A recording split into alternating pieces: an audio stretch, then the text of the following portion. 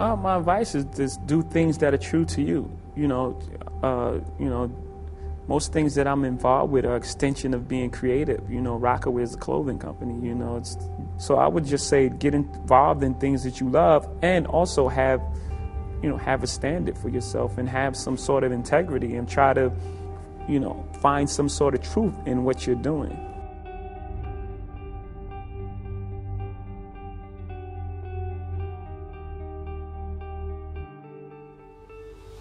People that build great things in any business, anywhere, they all have one thing in common. They love the process.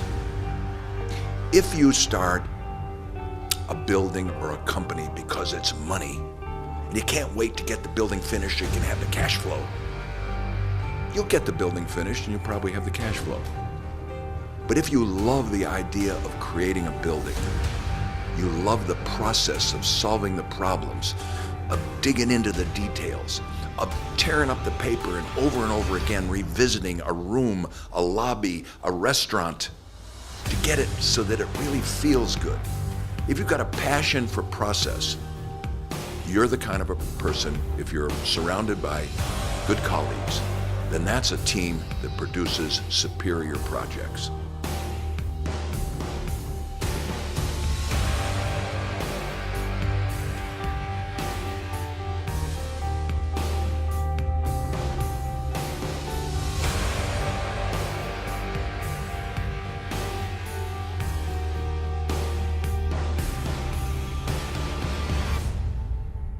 Going, and entrepreneurs need to realize that sometimes it's not the idea, it's not who you know, it's not how much money you have access to.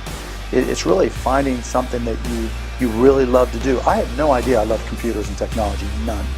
I mean, I took one class in Indiana in computers and I cheated to get through it. It was Fortran, and then I bought a little PC, a 99 4A from Texas Instruments for $99. Started teaching myself to program and found, 4 hours later, 5 hours later, I would look up and I'd been working this entire time and I loved it. And so that was the difference. When I failed a lot of times, and I didn't know where I'd find my success, and then all of a sudden I started playing with PCs and technology and it just clicked.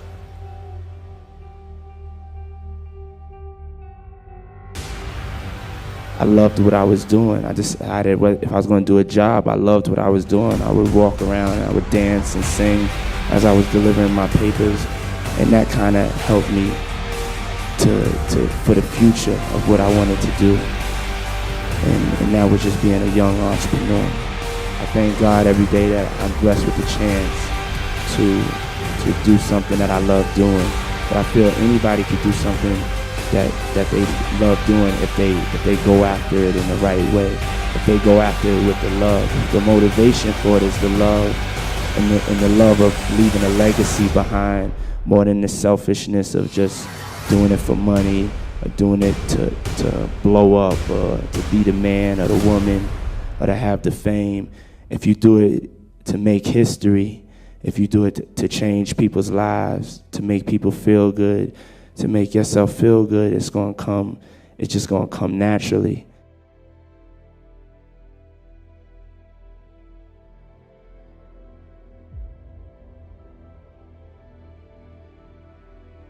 Don't necessarily think that you have to have the home run and the huge Apple computer on your first start. I spent a long time in my life with skills just building little devices for fun. For fun is one of the key things, because that drives you to think and think and think and make it better and better and better than you ever would if you're doing it for a company. Build things at first for yourself that you would want.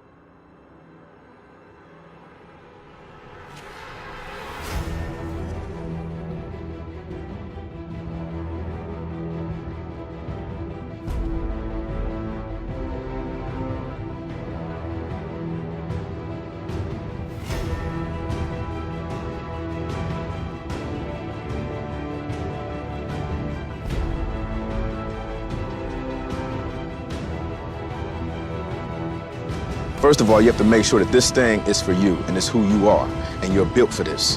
you know, and then you have to give it the passion that's necessary. You know, like I said, I don't do it for the money. The money is going to come. I do it because of the love that I have for it. You know what I'm saying? If I was a plumber or something like that, I still would make hip hop records. That's how much love I have for it. You know, I feel like right now, I've been in the game close to 27 years, and I've actually thought about this just recently. Out of the entire my 27-year career, there's only been 2 weeks that I've been out of the studio. I've never been out of the studio longer than 2 weeks in my entire career. That's how much love I have for this thing that I do. So that's the thing, just the passion that you have for it, and really, really put your all into it, and make sure that your word is the last word. That way, you don't play the blame game or anything like that. If it comes out hot, it's on you. If it doesn't come out hot, it's on you. You know what I'm saying? That's all it is to it.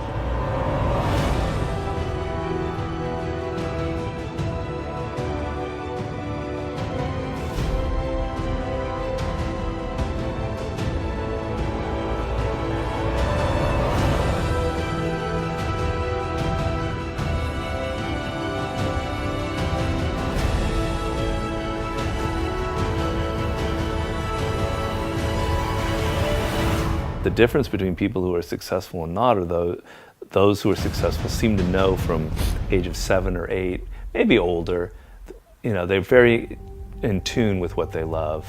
I compare it to a voice inside their head.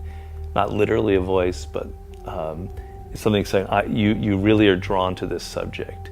And they hear it throughout their lives. For me, it was writing and books since I was a kid. And you know, anytime I deviated from that love and went into something else, I just was so unhappy. I knew that I wasn't doing the right thing. And so it's just like this voice that keeps drawing you back to what you really, really love.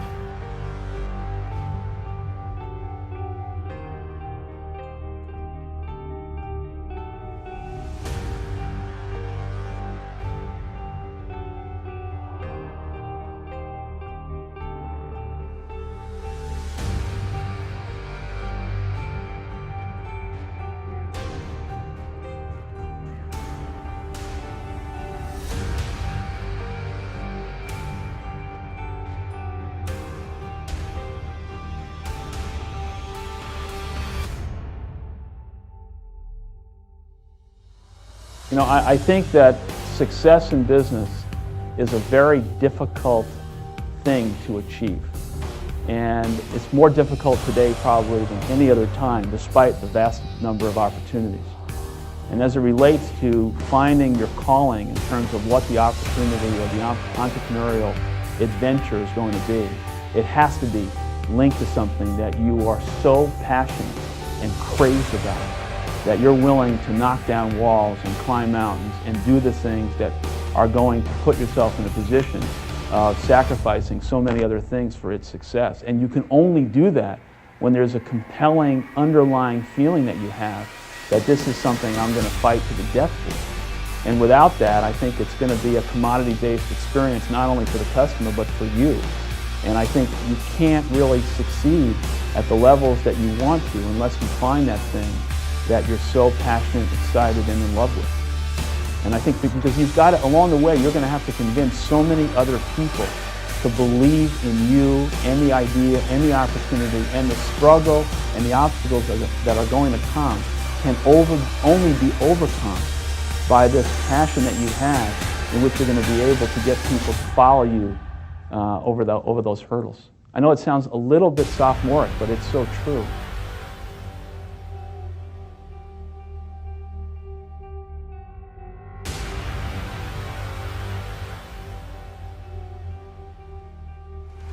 The great companies had a vision that had a higher purpose, beyond just money or profits or being number one in a market. And kind of the irony there is that by not making profits the number one priority of the company, or the higher purpose of the company, it actually enabled these companies to generate more profits in the long term. So sometimes when I speak at entrepreneur conferences, I get asked, what's a good market to go into where I can make a lot of money? And my response to them is, instead of thinking about where you can make a lot of money, think about what are you so passionate about doing that you'd be happy doing it for 10 years, and even if you never made a dime, and that's what you should be doing. And kind of the ironic thing is the money will actually follow. So, we've all heard of Craigslist. He didn't set out to make money. He was passionate about the community, and now it's one of the top trafficked websites on the internet. So I like to say chase the vision, not the money.